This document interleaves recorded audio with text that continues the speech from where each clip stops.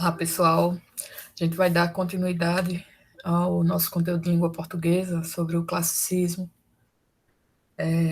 que não deu tempo, né, a gente finalizar na semana passada, mas está aqui a videoaula para que vocês possam dar uma estudada e, a partir dessa estudada, vocês responderem à atividade desta semana de língua portuguesa, que será em cima do classicismo, tá? Então, retomando o que a gente estudou na aula anterior, o classicismo, né, o nome classicismo, ele retoma a ideia do clássico. Quando a gente está falando de clássico, a gente se refere a algo anterior, a algo que vem do passado, tá? Então, o classicismo, como vem dizendo aí no slide, é o apreço às obras do passado e seu retorno, logicamente com a perspectiva do presente, né? É uma escola literária em que os autores, né, os escritores desse período, eles retomam características clássicas, né, e numa perspectiva mais moderna, digamos assim, né, com uma nova roupagem. Né? E aí, para simbolizar atualmente, a gente viu mais ou menos do que seria atualmente, né? Essa ideia de resgatar o passado, mas com uma nova roupagem, com uma perspectiva nova, né? E aí a gente viu aquela questão, né, do retrô e do vintage, né? O vintage é o uso dos objetos antigos em sua forma antiga, né, com o seu uso antigo. E o retrô é quando você usa aquilo que é antigo, mas trazendo nela um tom de modernidade. Né? Então a gente viu que isso se assemelha atualmente, né, se assemelha ao que era o classicismo naquele período. Né? E quando a gente está falando que ele retoma as obras do passado, a gente está falando que ele traz consigo características pertencentes à cultura greco-latina, né? E aqui eu trouxe para vocês que uma das características, né, que é o ideal da antiguidade. O período histórico do classicismo, ele é marcado pelo renascimento. Como eu disse para vocês, esse termo renascimento simboliza renascer. Né? A gente está saindo aqui da Idade das Trevas, né, da Idade Média, e vindo para o renascimento, o surgimento da ciência, o surgimento do pensamento crítico, da racionalidade, né? De tratar o ser humano como o centro das coisas, como o único responsável por aquilo que ele fez, que ele faz, né? Daquilo que ele se explica. E aqui eu trouxe para vocês que o classicismo ele ficou marcado como um movimento que utilizava as ideias da antiguidade acerca do equilíbrio e da harmonia das formas. Né? Perceba como a estátua ao lado é toda simétrica. Esse é o ideal da antiguidade, resgatado pelo Renascimento. Se vocês perceberem bem ao lado aqui, nós vamos ter uma imagem de um homem esculpido em que ele traz uma perfeição harmônica, né, de suas formas. A gente vê aí basicamente o que hoje a gente fala sobre o ideal de beleza, né? As formas, os contornos do corpo, um homem belo, né? Segundo a concepção da beleza, todas as suas formas simétricas, né? A cabeça simétrica com o corpo, com o tronco, com os braços, com as pernas. Então, isso era muito valorizado na antiguidade. Lembrando que eu estou falando isso da Grécia, né? O ideal greco. E o classicismo, ele retoma essa ideia da harmonia, das formas simétricas. Né? Na arte, artistas como Michelangelo e Leonardo da Vinci, né, traziam o antropocentrismo para as suas obras, ou seja, trazia a ideia do homem como o centro de tudo. Mostravam como o ser humano, e não uma divindade etérea e autoritária, era o parâmetro para a perfeição. Lembrando que na época da Idade Média, o que era considerado perfeito era Deus. Era a ideia do imaginário divino, né? E a partir do Renascimento, não. A perfeição ela pode ser explicada a partir do homem. É o homem a maior representação da perfeição da humanidade. Eles seguiam a ideia aristotélica da mimese, a imitação do ser humano e a mimetização dessa figura nas obras artísticas. A mimese é justamente isso, a imitação do agir, né? A gente pode perceber que essa imagem aí, por mais que a gente veja ela por meio de uma fotografia, mas ela dá para a gente perceber que ela é realmente uma imitação clara de um homem, né? Tanto na altura, tanto na largura, tanto do que vem esculpido nela, né? Inclusive até os órgãos genitais, como vocês podem perceber aí, ela é bem realista, né? Então a gente encontra essa mimese. E é interessante aqui, pessoal, para quem gosta aí das tartarugas ninjas, né? É um desenho da minha época, mas acredito que vocês gostem também. É inspirado, né? Um desenho que é inspirado nos autores do Renascimento, né? O Michelangelo, o Leonardo, são as tartarugas ninjas, né? São duas das tartarugas ninjas. Então, são personagens que foram muito importantes para esse período. Como eu disse, o classicismo, o Renascimento, ele tem uma ideia de oposição à Idade Média, né? A Idade Média cultuava a divindade, o classicismo, o Renascimento cultua o homem, né? A gente tem na Idade Média o teocentrismo, no Renascimento o antropocentrismo, né? Então, na Idade Média, os seres humanos eram mostrados como seres que passavam por diversos sofrimentos e dores. Eram imagens que estavam sempre ajoelhadas pedindo perdão perante uma divindade, como vocês podem visualizar aqui ao lado nessa imagem, né? A figura de pessoas, de homens ajoelhados, sempre pedindo perdão aos céus por tudo aquilo, por todos os pecados que cometiam aqui na Terra. É como se tudo o que se fizesse naquele período fosse em função de uma salvação, né, de uma salvação celeste. As pessoas viviam em função da fé, né? Os seus costumes, os seus atos eram em torno da fé. E o que é que acontece? O classicismo, quando surge, ele rompe com esse padrão e busca mostrar a felicidade terrena dos seres humanos e como eles podem alcançá-la por meio do esforço individual. Uma ideia que vinha diretamente da burguesia, classe social que emergia através do ganho de dinheiro e poder político com as atividades mercantis. Ou seja, a ideia de que o homem poderia e deveria buscar a felicidade aqui na Terra, aproveitar o momento aqui na Terra, né?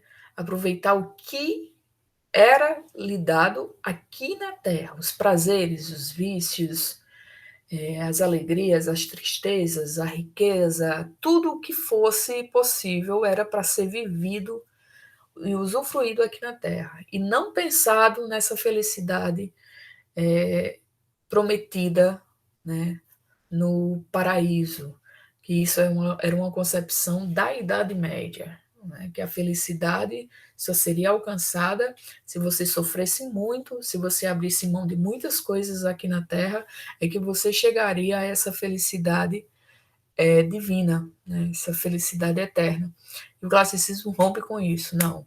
O homem feliz é aquele homem que vive, é aquele homem que aproveita, né?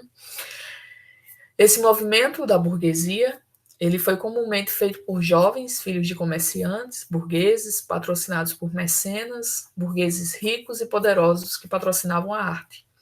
Acho que vocês já ouviram falar muito nesses termos mercenários. Né? Ah, fulano é muito mercenário, ou seja, uma pessoa que é muito doida por dinheiro.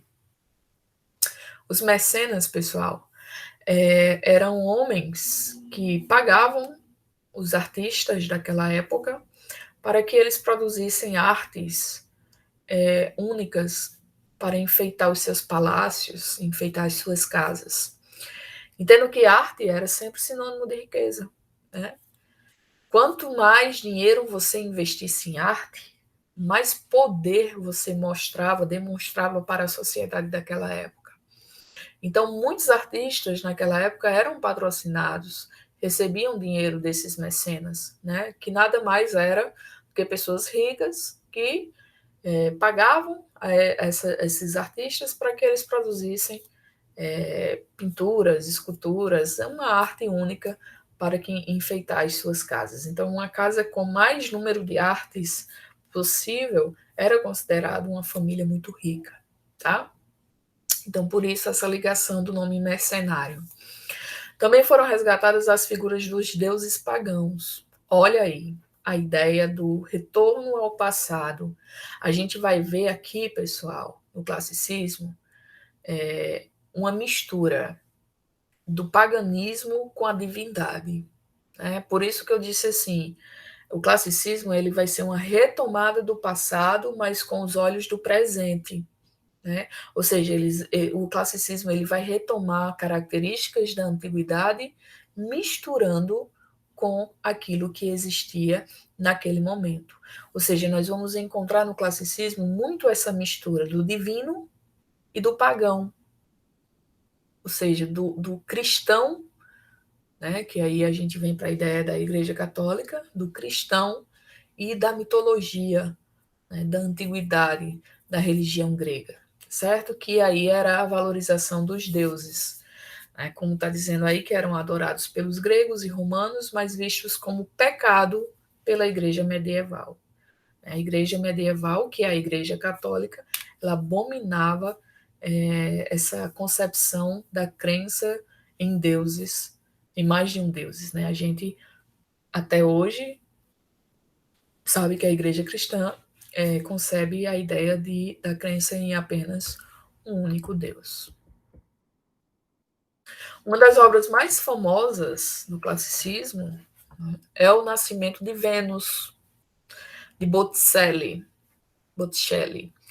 que mostra a chegada de Afrodite ao mundo, junto com seres místicos, como as ninfas. Né? E aí a gente tem essa imagem aqui, que talvez vocês já devam ter visto alguma vez, né? A gente tem aí o nascimento de Vênus, e a gente pode perceber que há nessa imagem uma mistura de elementos pagãos e elementos divinos. Por exemplo, a gente tem aqui a figura de Vênus, né, que é essa figura aqui, que está no centro da imagem, que é nua, né? Vênus está nua, e vocês podem perceber que ela faz um gesto púdico, né? Um gesto cometido para esconder a sua condição despida, né? Afinal, ela está nua. A gente, quando nasce, a gente nasce nu, né? Enquanto a sua mão direita encobre, né, tenta cobrir seus seios, a mão esquerda, vocês podem perceber que está ocupada procurando resguardar um pouco das suas partes íntimas. A luz, né, que ela está recebendo aí em cima dela, ressalta essa beleza clássica, né, essa pureza, essa castidade que essa mulher mostra, né? E ao mesmo tempo enfatiza também as suas curvas. Então a gente tem essa castidade e a sensualidade, né? Essa dicotomia aí, essa ambiguidade, essa antítese, né? O seu extenso cabelo ruivo, vocês podem perceber, se enrola aí ao longo do corpo, e se vocês puderem perceber, ela apresenta uma imagem de uma serpente. E a serpente, a gente sabe, né, que é uma figura muito conhecida na história bíblica, né? Então aí já remete um pouco da história cristã.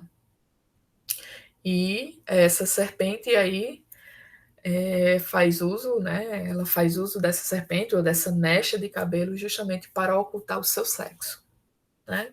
A gente pode fazer esse paralelo aí entre Eva, por exemplo. Vocês podem perceber aqui, né? E aí a gente vai ver a figura mitológica aqui ao lado, né? Esses dois aqui que estão soprando um vento, né? Seriam os deuses do vento, né? Eles estão abraçados, estão unidos. Seriam os deuses Zéfiros e uma ninfa, né, chamada Aura, que ajudam Vênus assoprando ela em direção à Terra. Enquanto eles assopram, né, a gente vê aí ao fundo caírem rosas. Né? Essas rosas, segundo a mitologia, elas nasceram quando Vênus pôs o pé em terra firme, né? E fazem justamente referência ao sentimento do amor. Vênus é considerada a deusa do amor. Né? Vênus na mitologia romana e Afrodite na mitologia grega. Né? Então, reza a lenda, né, digamos assim, de que as rosas surgem na Terra quando Vênus pisa aqui. Aqui ao lado a gente também vai encontrar a deusa da primavera, né? Ao lado direito, ela está à espera de Vênus para cobri-la e protegê-la, né? Com um manto florido. Ela representa a renovação e tudo aquilo que floresce durante a primavera, né? A estação do ano. Então, é uma explicação mitológica de como surge a primavera. E a concha, que é de onde sai Vênus, essa concha simboliza a fertilidade e o prazer. Né? A concha, ela remete ao sexo feminino, né? E ela costuma ser considerada na Igreja Católica um símbolo do batismo também. E ela simboliza o sexo feminino justamente, pessoal, porque ela dá a ideia de um útero. Né? A gente sabe que dentro da concha se guarda uma pérola, né? Fazendo uma comparação, a concha seria a Virgem Maria, que guarda dentro dela uma pérola, que no caso seria o Jesus Cristo. Né? Então a gente pode perceber que nessa figura, nessa pintura aqui de Botticelli, a gente vai encontrar muito essa ligação entre o paganismo, né, os deuses gregos e essa carga da religiosidade cristã. Né? A gente encontra esse diálogo entre o paganismo e a divindade. Isso é o classicismo, certo? E nós vamos encontrar também a intertextualidade, que eu acredito que vocês já viram muitos textos atuais, né, que misturam um pouco os textos atuais com os textos antigos. E eu trouxe para vocês aqui alguns exemplos. Por exemplo, a gente tem aqui uma intertextualidade valorizada que simboliza a alusão, né? Que é justamente um texto que remete a outra obra anterior, sem contudo utilizar-se das partes dessa produção, e o sentido se mantém. Manifesta-se por construções em que certos elementos são substituídos por outros. Eu trouxe para vocês aqui a imagem do filme ET, não sei se vocês já assistiram, e uma pintura de Michelangelo, que é a criação de Adão. Tá? A criação de Adão. A gente tem a figura de Deus, seria Deus, né? Deus mesmo. E aqui ele dando vida a Adão, que está aqui esmorecido, né? Caído. E quando Deus tocasse o dedo de Adão, né? Ele ganharia vida. Né? E aqui a gente vê Deus acompanhado de vários anjos, certo? E aqui a gente tem uma releitura, né, uma intertextualidade do filme ET, que é justamente o dedinho do ser humano tocando no dedo do ET com essa mesma simbologia. Né? E, Natália, o que é aqui, né, nessa figura de Michelangelo, o que é que aí tem de classicismo? Se aqui são duas figuras religiosas, são duas figuras cristãs, Adão é cristão e Deus é cristão. Né? Se vocês puderem perceber, E eu acho massa essa sacada do Michelangelo. Ele fez essa pintura e por trás, nas entrelinhas dessa pintura, ele trouxe a ideia do pensamento humano, né? Da racionalidade humana. Então, ele está trazendo a fé, que é a presença de Deus aqui, e né, o mito da criação do homem, né, que é Adão, mas trouxe uma imagem por trás, simbolizando a racionalidade do homem. E se vocês puderem perceber, ele traz o desenho de um cérebro, né? A gente não percebe no primeiro momento, mas por trás aqui, ó, ele faz uma simbologia, uma alusão ao cérebro humano. Então, por mais que ele tenha pintado isso para uma igreja, né, ele quis passar o recado de que há a necessidade de se pensar racionalmente sobre determinadas coisas na humanidade, que o homem é um ser racional, pensante, tá certo? Vocês podem perceber, eu trouxe aqui essa imagem para vocês verem melhor esse desenho do que seria o cérebro. Massa, né? Também há a paródia, a intertextualidade, né? A paródia consiste em uma subversão do texto-fonte, ou seja, é eu pegar um texto original e criar uma paródia em cima desse texto. E aí eu trouxe para vocês a Turma da Mônica. Olha que lindo, né? Turma da Mônica fazendo uma paródia da imagem que a gente acabou de fazer a análise do Botticelli, que é o Nascimento de Vênus, né? Isso a gente chama de intertextualidade, né? É o diálogo entre textos antigos, né? Entre textos diferentes, ok? E aí nós vamos ter o classicismo em Portugal, pessoal. Tá? O classicismo em Portugal ele compreende o período literário do século XVI, mais precisamente entre 1537 e 1580. E o marco inicial desse movimento foi a chegada do poeta Francisco Sá de Miranda a Portugal. Esse poeta se inspirou no humanismo italiano, trazendo uma nova forma de poesia, o doce estilo nuevo, em tradução, doce estilo novo. Esse novo modelo estava baseado na forma fixa do soneto. E o que é um soneto, pessoal? É um poema escrito em 2 quartetos e 2 tercetos, nos versos decassílabos e na oitava rima. E a poesia nesse período, pessoal, era chamada de poesia lírica e poesia épica, tá? Poesia lírica. E a gente tem aí a figura desse homem, Luís Camões, tá? Luís Vaz de Camões. Vai ser o autor que nós vamos estudar aqui no classicismo, tá? Então, algumas coisas sobre esse autor. Por serem muitos escassos os documentos referentes à vida de Luís Vaz de Camões, estima-se que ele tenha nascido ou em 1524 ou em 1525 em Lisboa, capital de Portugal. Teria cursado artes no Mosteiro de Santa Cruz, em Coimbra. Ainda jovem, ingressou na carreira militar, tendo servido em Marrocos, onde perdeu o olho direito. Foi em uma guerra que ele ficou paquerando todo mundo pro resto da vida, né? Um olho aí, ó, desse jeito. De volta a Lisboa, frequentou entre 1550 e 1552 os salões da nobreza e a boemia local. Em 1552, envolveu-se em uma briga de rua, esse é dos meus, né? E feriu um suboficial da cavalaria do rei, o que resultou em sua prisão e em seu decreto para a Índia. Então, rua. Camões ele foi expulso de Portugal e foi morar na Índia.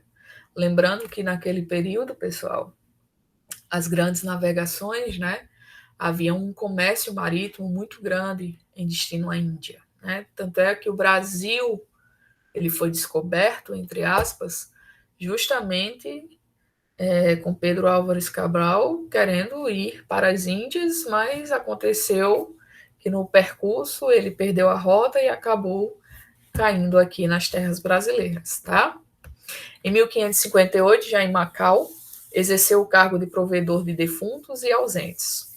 Em 1559, naufragou na costa de Camboja, salvando-se a nado com o manuscrito de Os Lusíadas em uma de suas mãos.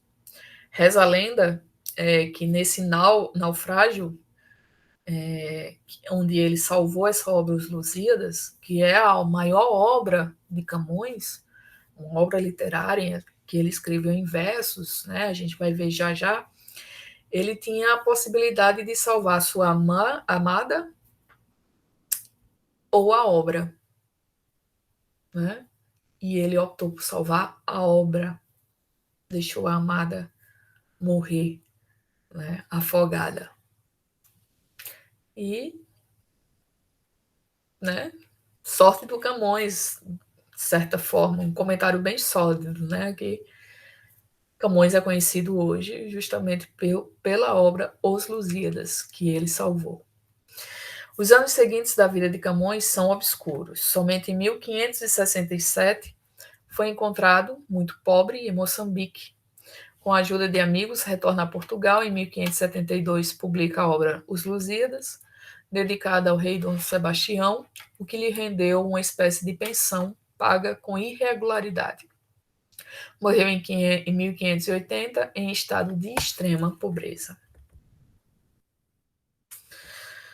Na poesia lírica de Camões, quando eu estou falando de poesia lírica, eu estou falando daquela que fala sobre sentimentos, tá? De sentimentos. O amor tratado nessa poesia de Camões, ele é descrito como um sentimento que entusiasma o homem, tornando-se capaz de atingir o bem, a beleza e a verdade. Também aparece como um sentimento de significado contrário pela própria natureza. Por um lado, o amor é manifestação do espírito, por outro, é manifestação física. Para Camões, o amor deve ser experimentado, deve ser sentido e não apenas mental, um sentimento de pensamento. Aqui surge a concepção do neoplatonismo. Pessoal, até então, a ideia do romantismo, né, presente nas cantigas, era justamente aquele amor platônico, né? Quando eu estou falando de amor platônico, eu estou falando daquele amor impossível de se realizar. Por exemplo, eu, nesse momento, dizer que eu sou apaixonada por um artista da Globo, né? Uma pessoa que sequer sabe de minha existência. Isso é um amor platônico, né? Eu me apaixonar por um cantor de música sertaneja, né? Isso é um amor platônico, é um amor inalcançável, é um amor que não é possível o encontro físico, ou seja, o contato da boca, o contato da pele, né? E aqui, Camões, em suas poesias, ele diz que não, que o amor, para ser de verdade, ele tem que ser experimentado. E é aí onde surge o neoplatonismo. Neo, novo tipo de platonismo, né? Que o amor deve ser experimentado, que o amor deve ser sentido, não apenas na nossa cabeça, mas na manifestação física. Ele só é concreto se houver o físico, além, logicamente, do espírito, né? A gente ama com o espírito, mas, segundo Camões, a gente também tem que amar com o físico. Na sua poesia lírica, o poeta passa a ideia de que o amor só vale a pena quando é complexo e contraditório. Ou seja, só vale a pena amar quando o amor for difícil, mas quando de alguma forma ele é concretizado, né? Quem aí sofre com um amor, um relacionamento conturbado, eu acho que sim, é um amor que se encaixa bem na concepção aí do Camões. E aí eu trouxe para vocês alguns poemas do Camões. Ó, clássico dele. Amor é fogo que arde sem se ver, é ferida que dói e não se sente, é um contentamento descontente, é dor que desatina sem doer. É um não querer mais que bem querer, é um andar solitário entre a gente, é nunca contentar-se de contente, é um cuidar que ganha e se perder. É querer estar preso por vontade, é servir a quem vence o vencedor. É ter com quem nos mata a lealdade, mas como causar pode seu favor nos corações humanos amizade, se tão contrário a si é o mesmo amor. E aqui a gente percebe um soneto, tá? 2 quartetos, aqui ficou um pouquinho esse verso aqui, essa palavra era para ficar aqui nesse verso e essa daqui também. Mas enfim, o que é um quarteto? É uma estrofe com 4 versos, tá vendo? Um verso, 2 versos, 3 versos, 4 versos. Então seriam 2 estrofes com 4 versos e 2 estrofes com 3 versos. Um verso, 2 versos, 3 versos, que a gente chama de terceiros, certo? Então, amor é fogo que arde sem se ver. É ferida que dói e não se sente. O contentamento descontente é dor que desatina sem doer. A gente vê um jogo muito rico de palavras opostas, né? Ao mesmo tempo que o fogo arde, a gente não pode ver. Ao mesmo tempo que ele dói, a gente não sente. Ao mesmo tempo que ele nos traz contentamento, ele é descontente, né? Ao mesmo tempo que ele traz dor, ele não dói, né? Assim é o amor. E nós vamos encontrar na poesia lírica de Camões também uma valorização do nacionalismo, tá? Ele vai falar muito também sobre a nacionalidade. No caso, como ele era português, ele vai falar muito sobre a nacionalidade de Portugal. E aí eu trouxe um poema para vocês verem isso, ó. Alma minha gentil que te partiste tão cedo desta. Aliás, perdão. Voltando. Aqui nesse caso, ainda é uma poesia lírica, né? Essa poesia, voltando aqui, desconsidere aqui o erro da professora de vocês. Essa poesia aqui, ele escreveu para sua amada Dinamene, que é justamente aquela que eu falei anteriormente, que ficou entre ela e os Lusíadas, a obra literária, e ele optou por salvar os Lusíadas. Aí ele foi e escreveu essa poesia para ela. Ó. Alma minha gentil que te partiste, tão cedo desta vida descontente, repousa lá no céu eternamente, viva eu cá na terra sempre triste. Se lá no assento etéreo, onde subsiste memória desta cida se consente, não te esqueças daquele amor ardente que já nos olhos meus tão puro viste. E se vires que pode merecer-te alguma coisa a dor que me ficou, da mágoa sem remédio de perder-te. Roga a Deus que teus anos encurtou, que tão cedo me leve a ver-te, com cedo de meus olhos te levou. Arrependido, né, por não salvar a amada, aí ele vai e escreve esse poema. Para ver se cola. E nós vamos ter, além da poesia lírica, como eu disse para vocês, a poesia épica, né? E quando eu estou falando de épico, estou falando que a temática épica é a dos grandes feitos de um povo. A gente já viu isso no poema épico lá no início do ano, quando nós estudamos. No épico, narra-se a vitória dos conquistadores, os acontecimentos das guerras e os grandes heróis que desbravam os lugares onde ainda não há civilização. A epopeia camoniana vai narrar a história de Vasco da Gama e dos heróis portugueses que navegaram em torno do Cabo da Boa Esperança e abriram uma nova rota para a Índia. A gente viu no início do ano o poema épico, que o poema épico ele é caracterizado justamente por narrar grandes feitos, né, de grandes heróis. A gente viu, inclusive, até a história de Aquiles, né? Cavalo de Troia e tudo mais. Aqui, a poesia épica de Camões, ele vai tratar sobre a viagem de Vasco da Gama em torno do Cabo da Boa Esperança, nessa perspectiva de abrir uma nova rota para as Índias e assim expandir ainda mais o comércio de Portugal. Tá? Então, Aqui seria a narrativa dos grandes feitos dos heróis portugueses. Por isso que trata-se de uma poesia épica. E que poesia épica é essa, pessoal? É justamente a maior obra do Camões, que é os Lusíadas, aquela obra que ele optou por salvar em vez da sua amada, tá certo? Então vamos lá falar um pouco sobre os Lusíadas. A narrativa, por que narrativa? Natália, mas não é poesia? Como assim uma poesia narrativa?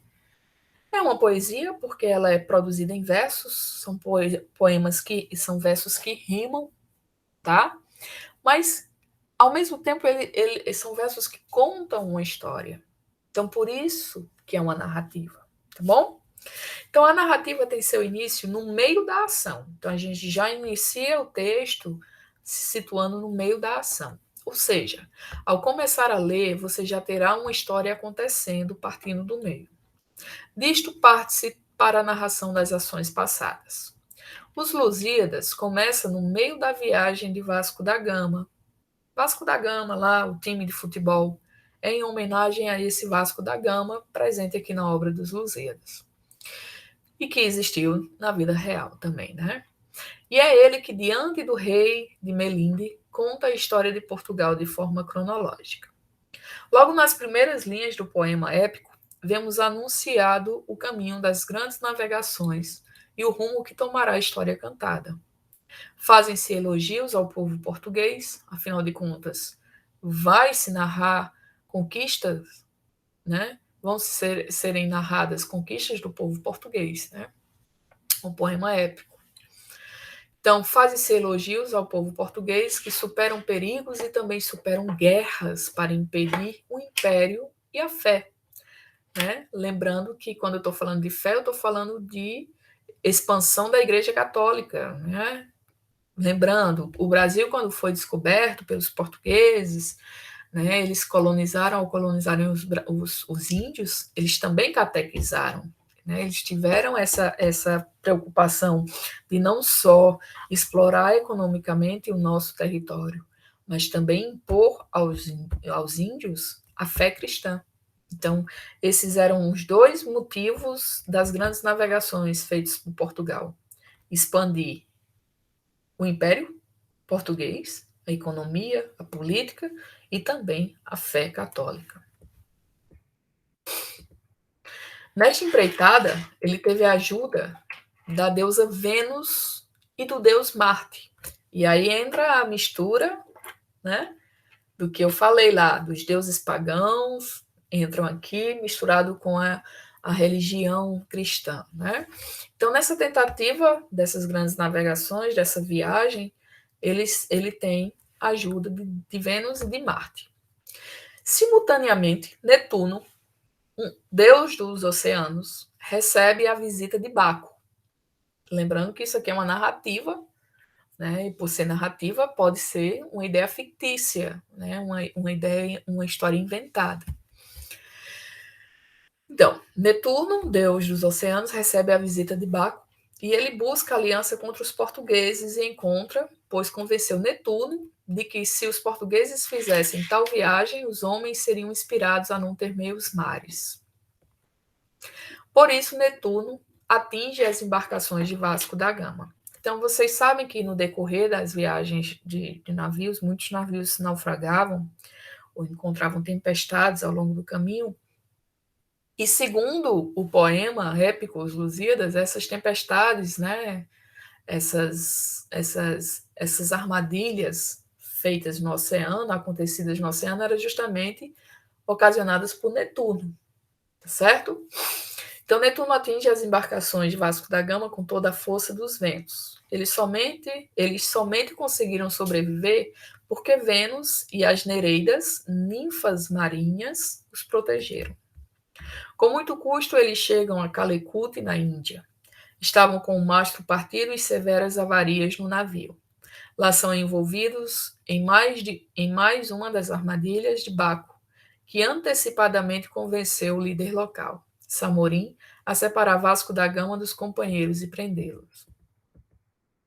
Pagando suborno, Ele conseguiu escapar, e neste ponto, ressalte-se neste resumo de Os Lusíadas, a crítica do narrador à fraqueza do homem que se corrompe por causa do dinheiro. A última aventura dos argonautas portugueses acontece na Ilha dos Amores. Foi um momento de maravilhosas surpresas preparadas por Vênus. Nessa Ilha dos Amores, depois que, antes dos portugueses retornarem a Portugal, né, depois de conseguirem suas façanhas, de conseguirem expandir o seu império, expandir a sua fé, Vênus proporciona para eles um momento de prazer. Né? Nessa Ilha dos Amores, várias ninfas, como vocês podem ver na imagem aqui, recebem os portugueses, né, para o prazer carnal. Logicamente, pessoal, lembrando que isso na vida real não existiu, né? Mas, como é literatura, e os poetas, os escritores gostavam de fazer essa mistura, né, entre o paganismo e a divindade, a gente vai encontrar uma obra que mescla a realidade, afinal de contas, Vasco da Gama existiu, essa empreiteira, né, empreitada da busca da expansão marítima aconteceu também, e aí ele dá esse toque de ficção, né, essa mistura com os deuses gregos, certo? Eu vou mandar junto com o material um pequeno resumo da obra Os Lusíadas em desenho animado para que vocês possam assistir, ok?